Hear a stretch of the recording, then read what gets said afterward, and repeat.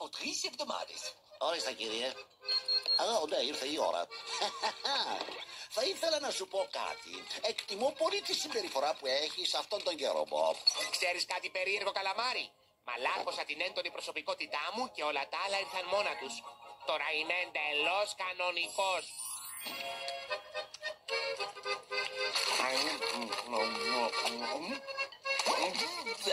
Τι γεύση είναι αυτή? Δεν θα ξαναπατήσω ποτέ το πόδι μου εδώ πέρα. Ποτέ! Πάμε, παιδιά. Το χαρτί περί τυλίγματος είναι πιο νόστιμο από την καβουροπάτη. Στάσου! Πού πηγαίνεις? Φουγγαράκι! Τι κάνεις εδώ πίσω? Περιμένεις πελάτες να το φάνε αυτό? Τώρα χάρη σε σένα όλοι οι πελάτες φεύγουν. Καλά, μας τελείωσε το μελάνι. Όχι, αγόρι μου, δεν κατάλαβες.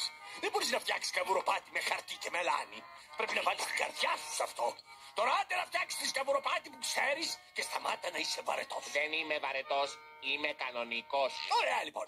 Μέχρι να αποφασίσεις να φτιάξεις καβουροπάτι όπως παλιά, σφουγγαράκι, φύγε από το μαγαζί μου. Φαίνεται πως το να γίνω κανονικός ήταν μεγαλύτερη αλλαγή από ό,τι περίμενα. Για τι κάνεις? Τι σου συνέβη? Α, έγινα κανονικός. Δεν ξέρω τι είναι αυτό. Μπαμ σφουγγαράκι, τι λες, να πάμε οι δυο μας στην περιοχή που ζουν οι μέδουσες για να πιάσουμε μερικές? Ας κάνουμε κάτι κανονικό. Ας πάμε για ψώνια. Ας κάνουμε αυτό.